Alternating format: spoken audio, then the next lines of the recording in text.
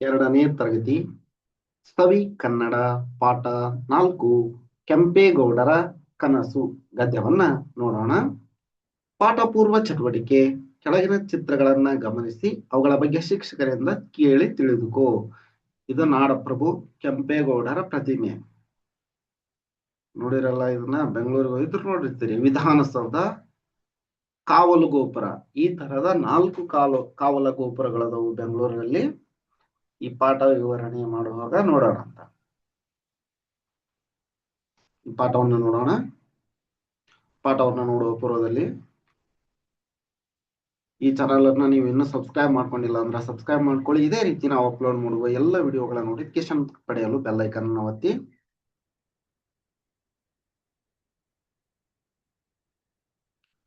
ಬೆಂಗಳೂರು ಭಾರತ ದೇಶದ ಸುಂದರ ನಗರಗಳಲ್ಲಿ ಒಂದು.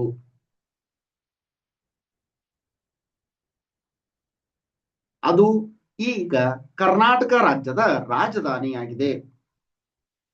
ಕರ್ನಾಟಕ ರಾಜ್ಯದ ರಾಜಧಾನಿ ಯಾವುದು ಅಂತ ಕೇಳಿದ್ರ ಬೆಂಗಳೂರು ಅಂತ ಹೇಳ್ತಾರಲ್ಲ, ಹಂಗ. ಸುಮಾರು 400 ವರ್ಷಗಳ ಹಿಂದೆ ಈಗಿನ ಬೆಂಗಳೂರು ನಗರವು ಇರುವ ಸ್ಥಳದಲ್ಲಿ ಒಂದು ಕಾಡು ಇತ್ತು. ಆ ಕಾಡಿನ ಉತ್ತರಕ್ಕೆ ತುಸು ದೂರದಲ್ಲಿ ಬೆಂಗಳೂರು ಎಂಬ ಒಂದು ಚಿಕ್ಕ ಹಳ್ಳಿ ಇತ್ತು. ಬೆಂಗಳೂರು ಎಂಬುದು ಈ ಬೆಂಗಳೂರು ಇರುವಂತಹ ನಗರದಲ್ಲಿ ಒಂದು ಕಾಡಿತ್ತು, ಅದರ ಪಕ್ಕ ಒಂದು ಹಳ್ಳಿ ಇತ್ತು ಅಂತ. ಕಾಡಿನ ದಕ್ಷಿಣಕ್ಕೆ ಶಿವ ಸಮುದ್ರವೆಂಬ ಹಳ್ಳಿ ಇತ್ತು. ಯಾವುದು? ಶಿವ ಸಮುದ್ರ. ಇವೆರಡು ಹಳ್ಳಿಗಳ ನಡುವಿದ್ದ ಕಾಡಿನಲ್ಲಿ ಬೆಂಗಳೂರು ಹುಟ್ಟಿತು. ಅದನ್ನ ಕೆಂಪೇಗೌಡರೆಂಬ ದೊರೆಗಳು ಸಾಮಾನ್ಯ ಶಕ 1537ರಲ್ಲಿ ಕಟ್ಟಿಸಿದರು. 1537ರಲ್ಲಿ ಕೆಂಪೇಗೌಡ ದೊರೆಗಳು ಬೆಂಗಳೂರನ್ನ ನಿರ್ಮಾಣ ಮಾಡಿದರು. ಅದನ್ನ ತನ್ನ ರಾಜಧಾನಿಯಾಗಿ ಮಾಡಿಕೊಂಡು ಆಳಿದರು. ಕೆಂಪೇಗೌಡರ ರಾಜಧಾನಿ ಬೆಂಗಳೂರಾಗಿತ್ತು. ಅದಕ್ಕೆ ಮೊದಲು ಒಂದು ರಾಜಧಾನಿ ಇತ್ತು, ಅದು ಯಾವ್ದಂತ ನೋಡ್ರಿ. ಕೆಂಪೇಗೌಡರು ಯಲಹಂಕ ನಾಡಿನ ದೊರೆಯಾಗಿದ್ರು. ಆಗ ಯಲಹಂಕ ನಾಡು ವಿಜಯನಗರ ಸಾಮ್ರಾಜ್ಯದ ಒಂದು ಭಾಗವಾಗಿತ್ತು. ಯಲಹಂಕ ವಿಜಯನಗರದ ಒಂದು ಭಾಗವಾಗಿತ್ತು. ಈಗಿನ ಬೆಂಗಳೂರು ಉತ್ತರಕ್ಕಿರುವ ಯಲಹಂಕ ಎಂಬ ಊರೇ ಕೆಂಪೇಗೌಡರ ಮೊದಲಿನ ರಾಜಧಾನಿ. ಯಲಹಂಕ ಊರು ಕೆಂಪೇಗೌಡರ ಮೊದಲ ರಾಜಧಾನಿ ಆಗಿತ್ತು. ಕೆಂಪೇಗೌಡರು ಶೂರರು, ದಯಾಳುವು, ದೇವರಲ್ಲಿ ಭಕ್ತಿಯುಳ್ಳವರೂ ಆಗಿದ್ದರು. ಪ್ರಜೆಗಳನ್ನ ತನ್ನ ಮಕ್ಕಳಂತೆ ಪ್ರೀತಿಸುತ್ತಿದ್ದರು. ಪ್ರಜೆಗಳು ಅವರನ್ನ ತಂದೆಯಂತೆ ಗೌರವಿಸುತ್ತಿದ್ದರು. ಒಂದು ದಿನ ಕೆಂಪೇಗೌಡರಿಗೆ ಒಂದು ಕನಸು ಬಿದ್ದಿತು. ಕನಸಿನಲ್ಲಿ ಒಬ್ಬ ದೇವಿಯು ಬಂದು ಶಿವ ಸಮುದ್ರದ ಬಳಿಯ ಕಾಡಿನಲ್ಲಿ ಕಾಣದಾದಳು. ಕೆಂಪೇಗೌಡರಿಗೆ ಆ ಕನಸಿನ ಅರ್ಥ ತಿಳಿಯಲಿಲ್ಲ. ಮತ್ತೆ ಮತ್ತೆ ಅದೇ ಕನಸು ಬಿದ್ದಿತು. ಕೆಂಪೇಗೌಡರಿಗೆ ಆಶ್ಚರ್ಯವಾಯಿತು. ಅವರು ದೈವ ಭಕ್ತರು. ದೇವಿಯ ಅಪ್ಪಣೆ ಏನಿರಬೇಕೆಂದು ತಿಳಿಯ ಬಯಸಿದರು. ಮರುದಿನ ತನ್ನ ಪ್ರಜೆಗಳನ್ನು, ಗುರು ಹಿರಿಯರನ್ನ ಕರೆಸಿಕೊಂಡರು. ತನ್ನ ಕನಸನ್ನ ಅವರಿಗೆ ತಿಳಿಸಿದರು. ಅದು ಒಳ್ಳೆಯ ಕನಸೆಂದು ಮಂತ್ರಿಗಳು, ಗುರು ಹಿರಿಯರು ಹೇಳಿದರು. ಕನಸಿನಲ್ಲಿ ದೇವಿಯು ಕಾಣಿಸಿಕೊಂಡು ಮರೆಯಾದ ಕಾಡಿನಲ್ಲಿ ಒಂದು ನಗರವನ್ನ ಕಟ್ಟಿಸಬೇಕೆಂದು ತಿಳಿಸಿದರು. ಅದರಂತೆ ಕೆಂಪೇಗೌಡರು ಒಂದು ನಗರವನ್ನ ಕಟ್ಟಿಸಲು ನಿಶ್ಚಯಿಸಿದರು. ಏನಂದ್ರ, ಕೆಂಪೇಗೌಡರಿಗೆ ಒಂದು ದಿನ ಕನಸು ಬೀಳುತ್ತ. ಕನಸಿನಲ್ಲಿ ದೇವಿ ಪ್ರತ್ಯಕ್ಷಳಾಗ್ತಾಳ. ಆ ದೇವಿಯು ಒಂದು ಕಾಡಿನ ಹತ್ರ ಹೋಗಿ ಮತ್ತೆ ಕಾಣದಾಗ್ತಾಳ. ಮರುದಿನ ಬೆಳಗ್ಗೆ ಕೆಂಪೇಗೌಡರು ಸಭೆಯನ್ನ ಕರೆದು, ಗುರು ಹಿರಿಯರನ್ನ ಎಲ್ಲರನ್ನ ಮಂತ್ರಿಗಳನ್ನ ಕರೆದು ತಮಗೆ ಈ ತರ ಕನಸು ಬಿದ್ದಿತ್ತು ಅಂತ ಹೇಳ್ತಾರ. ಅದಕ್ಕೆ ಎಲ್ಲ ಗುರು ಹಿರಿಯರು, ಮಂತ್ರಿಗಳು, ನಿಮಗೆ ಬಿದ್ದ ಕನಸು ತುಂಬಾ ಒಳ್ಳೆಯದು ಅಂತ ಹೇಳ್ತಾರ. ಆ ಕನಸಿನಲ್ಲಿ ದೇವಿಯು ಕಾಣಿಸಿಕೊಂಡು ಮರ್ಯಾದ ಕಾಡಿನಲ್ಲಿ ಒಂದು ನಗರವನ್ನ ಕಟ್ಟಬೇಕೆಂದು ಗುರು ಹಿರಿಯರು ಕೆಂಪೇಗೌಡರಿಗೆ ತಿಳಿಸ್ತಾರ. ಅದಕ್ಕೆ ಕೆಂಪೇಗೌಡರು ಅದರಂತೆ ನಗರವನ್ನ ಕಟ್ಟಿಸಲು ನಿಶ್ಚಯ ಮಾಡ್ಕೊತಾರ.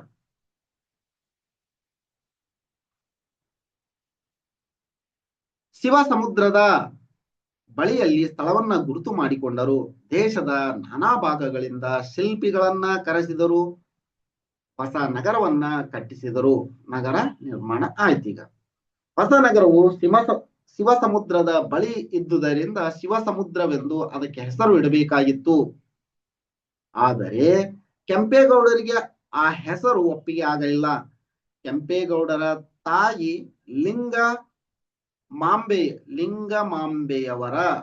ಲಿಂಗಮಾಂಬೆಯವರ ತವರೂರಾದ ಬೆಂಗಳೂರು ಎಂಬ ಹಳ್ಳಿ ಸಮೀಪದಲ್ಲಿಯೇ ಇತ್ತು.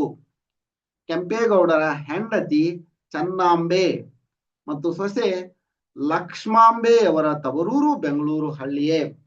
ತನ್ನ ತಾಯಿ ಹೆಂಡತಿ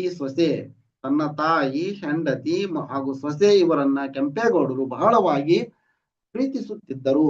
ಅವರನ್ನ ಬಹು ಗೌರವದಿಂದ ಕಾಣುತ್ತಿದ್ದರು. ಆದುದರಿಂದ ಅವರ ಸವಿನೆನಪಿಗಾಗಿ ತಾನು ಕಟ್ಟಿಸಿದ ಹೊಸ ನಗರಕ್ಕೆ ಬೆಂಗಳೂರೆಂದು ಹೆಸರಿಟ್ಟರು. ಅಂದ್ರೆ ನಗರ ನಿರ್ಮಾಣ ಆಯ್ತು, ಅದಕ್ಕೆ ಏನ್ ಹೆಸರಿಡ್ಬೇಕು ಅಂತ ದ್ವಂದ್ವ ಏರ್ಪಡುತ್ತಲ್ಲ. ಅವಾಗ ಅವರ ತಾಯಿ ಅವರ ಹೆಂಡತಿ ಮತ್ತು ಸೊಸೆಯ ಊರು ಬೆಂಗಳೂರು ಆದ್ರಿಂದ ಆ ಊರಿಗೆ ಬೆಂಗಳೂರು ಎಂಬ ಹೆಸರನ್ನ ಇಟ್ಟರು.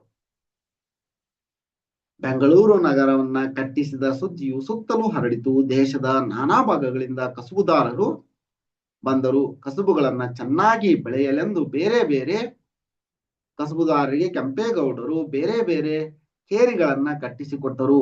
ಕಸುಬುದಾರರಿಂದ ಕೈಗಾರಿಕೆಗಳು ಬೆಳೆದವು. ಬೆಂಗಳೂರಿನ ಸಂಪತ್ತು ಹೆಚ್ಚಿತು. ಸಂಪತ್ತಿನೊಡನೆ ಪಟ್ಟಣವು ಬೆಳೆಯತೊಡಗಿತು. ಪಟ್ಟಣದ 4 ಮೂಲೆಗಳಲ್ಲಿ 4 ಕಾವಲು ಗೋಪುರಗಳನ್ನ ಕಟ್ಟಿಸಿದರು. ಬೆಂಗಳೂರಲ್ಲಿ ಈ ಗೋಪುರಗಳನ್ನ ಈಗಲೂ ನೋಡಬಹುದು. ಈ ಕಾವಲು ಗೋಪುರಗಳನ್ನ ಬೆಂಗಳೂರಲ್ಲಿ ಈಗಲೂ ನೋಡಬಹುದು. ಕೆಂಪೇಗೌಡರು ಅನೇಕ ಗುಡಿಗಳನ್ನ ಕೆರೆಗಳನ್ನ ಕಟ್ಟಿಸಿದರು. ಅವುಗಳಲ್ಲಿ ಬೆಂಗಳೂರಿನಲ್ಲಿರುವ ದೊಡ್ಡ ಬಸವಣ್ಣನ ಗುಡಿ, ಗವಿ ಗಂಗಾಧರೇಶ್ವರ ಗುಡಿ, ಕೆಂಪಾಂಬುದಿ ಕೆರೆ ಇವು ಮುಖ್ಯವಾದವು. ಕೆಂಪೇಗೌಡರ ದೈವಭಕ್ತಿ, ಪ್ರಜಾಪ್ರೇಮ, ಬುದ್ಧಿವಂತಿಕೆ ಇವುಗಳನ್ನ ವಿಜಯನಗರದ ಅರಸರಾಗಿದ್ದ ಅಚ್ಯುತರಾಯರು ಬಹಳ ಮೆಚ್ಚಿದರು. ಅಂದವಾದ ಬೆಂಗಳೂರು ನಗರದ ಸುದ್ದಿ ಕೇಳಿ ಅರಸರಿಗೆ ಬಹಳ ಸಂತೋಷವಾಯಿತು. ದಸರೆಯ ಉತ್ಸವಕ್ಕೆ ವಿಜಯನಗರದ ಮಹಾರಾಜರು ಕೆಂಪೇಗೌಡರನ್ನ ಬರಮಾಡಿಕೊಂಡರು. ಬೆಂಗಳೂರು ಸಮೀಪದ 10 ಊರುಗಳನ್ನ ಅವರು ಕೆಂಪೇಗೌಡರಿಗೆ ದಾನವಾಗಿ ಕೊಟ್ಟರು. ಕೆಂಪೇಗೌಡರು ಕಟ್ಟಿಸಿದ ಬೆಂಗಳೂರು ದೊಡ್ಡ ನಗರವಾಗಿ ಬೆಳೆದು ಈಗ ನಮ್ಮ ರಾಜ್ಯದ ರಾಜಧಾನಿಯಾಗಿದೆ.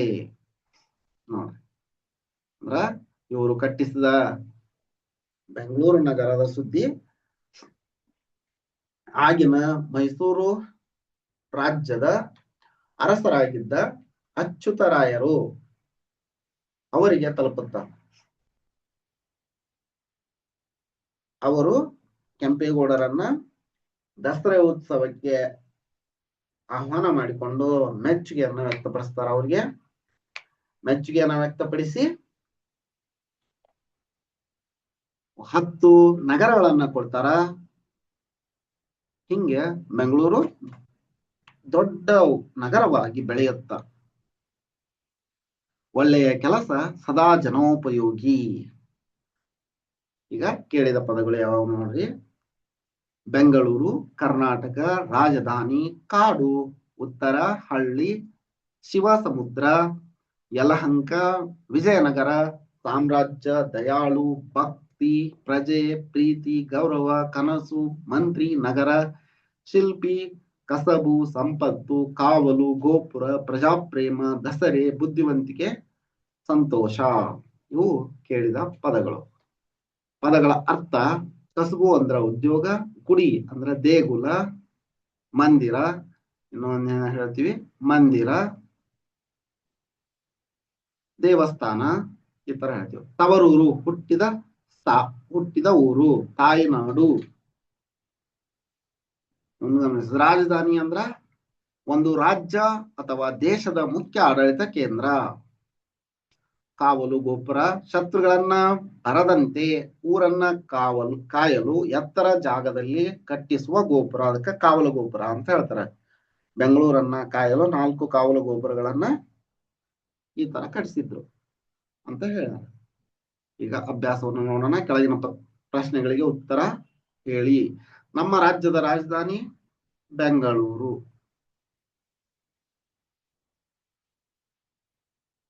ಕೆಂಪೇಗೌಡರ ಮೊದಲಿನ ರಾಜಧಾನಿ ಯಾವುದು? ಯಲಹಂಕ.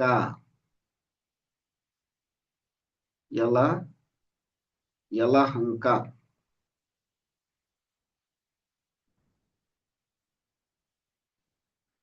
ಯಲಹಂಕ. ಕೆಂಪೇಗೌಡರು ಬೆಂಗಳೂರನ್ನ ಏಕೆ ಕಟ್ಟಿಸಿದ್ರು?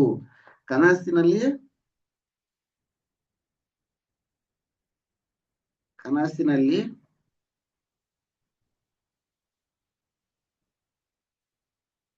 ದೇವಿಯು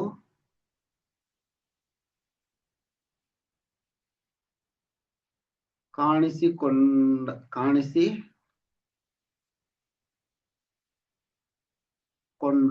ಮರೆಯಾಗಿರುವ ಪ್ರತೀಕವಾಗಿ, ಕಾಣಿಸಿಕೊಂಡು ಮರೆಯಾದ ಪ್ರತೀಕವಾಗಿ ಕಟ್ಟಿಸಿದ್ರು. ಕೆಂಪೇಗೌಡರು ತಾನು ಕಟ್ಟಿಸಿದ ಹೊಸ ನಗರಕ್ಕೆ ಬೆಂಗಳೂರೆಂದು ಏಕೆ ಹೆಸರಿಟ್ಟರು? ತಾಯಿ, ಹೆಂಡತಿ ಮತ್ತು ಸೊಸೆಯ ಊರಾಗಿದ್ದರಿಂದ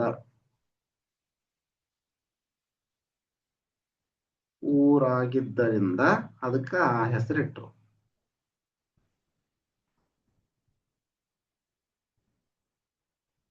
ಅಚ್ಯುತರಾಯರು ಕೆಂಪೇಗೌಡರಿಗೆ 10 ಊರುಗಳನ್ನ ದಾನ ಕೊಡಲು ಕಾರಣವೇನು? ಕೆಂಪೇಗೌಡರ ಕೀರ್ತಿ ಎಲ್ಲ ಕಡೆ ಹಬ್ಬಿದ್ದರಿಂದ.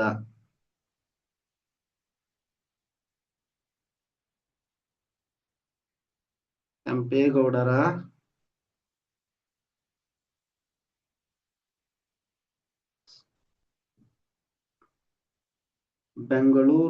ಕೆಂಪೇಗೌಡರು ಬೆಂಗಳೂರು ನಗರ ನಿರ್ಮಾಣ ಮಾಡಿದ ಸುದ್ದಿ ಎಲ್ಲ ಕಡೆ ಹಬ್ಬಿದ್ದರಿಂದ.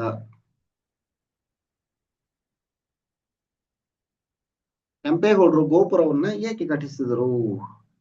ಕಾವಲು ಗೋಪುರ, ಕಾವಲು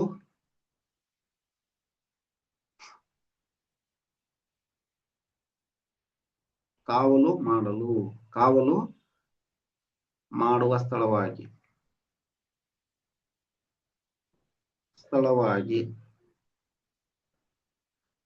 ಅದು ನಗರ ಅಭಿವೃದ್ಧಿ ಹೊಂದಿ ದೊಡ್ಡದಾಗಿ ಬೆಳೆಯಿತು. ಕಾವಲು ಮಾಡುವ ಸ್ಥಳವಾಗಿ 4 ಕಾವಲು ಗೋಪುರವನ್ನ ಕಟ್ಟಿಸಿದರು. ಕೆಳಗಿನ ವಾಕ್ಯಗಳು ಸರಿ ಅಥವಾ ತಪ್ಪು ಎಂಬುದನ್ನ ಗುರುತಿಸಿ. ವಿಜಯನಗರವು ಕೆಂಪೇಗೌಡರ ರಾಜಧಾನಿಯಾಗಿತ್ತು. ತಪ್ಪು. ವಿಜಯನಗರ ಕೆಂಪೇಗೌಡರ ರಾಜಧಾನಿ ಆಗಿರಲಿಲ್ಲ, ಅವ್ರದ್ದು ಯಲಹಂಕವಾಗಿತ್ತು. ಶಿವಸಮುದ್ರ ಕಾಡಿನಲ್ಲಿ ಹೊಸ ನಗರವನ್ನ ಕೆಂಪೇಗೌಡರು ಕಟ್ಟಿಸಿದರು. ಹೌದು. ಹೊಸ ನಗರವನ್ನ ಕಟ್ಟಲು ಪ್ರೇರಣೆ ಸಿಕ್ಕಿದ್ದು ಒಂದು ಕನಸಿನಿಂದ. ಹೌದು, ಸರಿ. ಕೆಂಪೇಗೌಡರ ತಾಯಿಯ ಊರು ಬೆಂಗಳೂರೆಂಬ ಹಳ್ಳಿ. ಹೌದು, ಸರಿ. ಕೆಂಪಾಂಬುದಿ ಕೆರೆಯನ್ನ ಅಚ್ಯುತರಾಯರು ಕಟ್ಟಿಸಿದರು. ಅಲ್ಲ, ಕೆಂಪೇಗೌಡರು ಕಟ್ಟಿಸಿದರು. ಖಾಲಿ ಬಿಟ್ಟಿರುವ ಜಾಗಗಳನ್ನ ಸರಿಯಾದ ಪದ ತುಂಬಿ. ಕೆಂಪೇಗೌಡರು ಡ್ಯಾಶ್ಗಳನ್ನ ತನ್ನ ಮಕ್ಕಳಂತೆ ಪ್ರೀತಿಸುತ್ತಿದ್ದರು. ಪ್ರಜೆಗಳನ್ನ. ಯಾರನ್ನ? ಪ್ರಜೆಗಳನ್ನ. ಕನಸಿನಲ್ಲಿ ದೇವಿಯು ಕಾಣಿಸಿಕೊಂಡು ಮರ್ಯಾದ ಸ್ಥಳದಲ್ಲಿ ಒಂದು ನಗರವನ್ನ ಕಟ್ಟಬೇಕು ಎಂದು ತಿಳಿಸಿದರು. ಇಲ್ಲೇನ ನಗರ. ಕಸಬುದಾರರಿಂದ, ಇಲ್ಲೇ ಡ್ಯಾಶ್ ಅಂತಂದ್ರೆ ಕೈಗಾರಿಕೆಗಳು.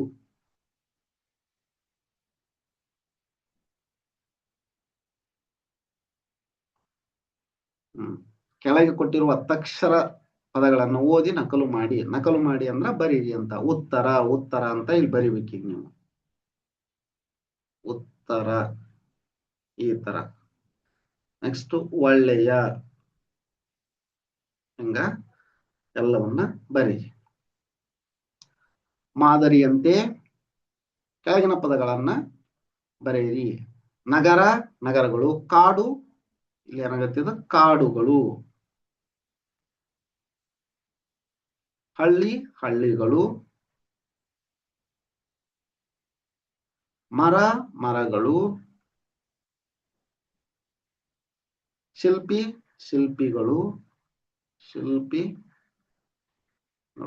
ಕೆರೆ ಕೆರೆಗಳು.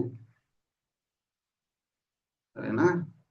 ಚೌಕಗಳಲ್ಲಿ ಕೊಟ್ಟಿರುವ ಅಕ್ಷರಗಳನ್ನ ಬಳಸಿ ಅರ್ಥ ಬರುವ ಒತ್ತಕ್ಷರ ಪದಗಳನ್ನ ರಚಿಸಿ. ಇಲ್ಲೊಂದು ಉದಾಹರಣೆ ಕೊಟ್ಟರ ಅಚ್ಯುತ. ನೆಕ್ಸ್ಟ್ ಹಳ್ಳಿ, ಇಲ್ಲಿ ಏನ್ ಬರುತ್ತ ಹಳ್ಳಿ. ಹಳ್ಳಿ ಒತ್ತಕ್ಷರ ಪದ ಆಯ್ತಾ? ಮತ್ ನೋಡ್ರಿ ಮಂತ್ರಿ, ಐತಿ 3 ಐತಿ. ಮಂತ್ರಿ, ಶಿಲ್ಪಿ, ಸುಗ್ಗಿ,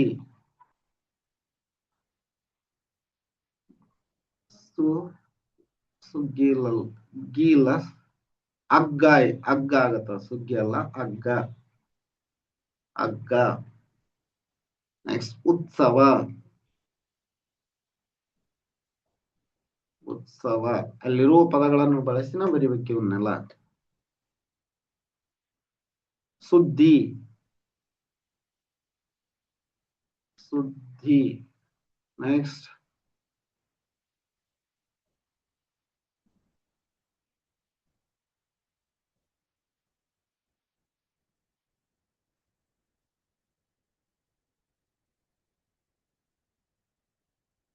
ಅದ್ದಿ, ಅದ್ದಿ ಆಗುತ್ತ.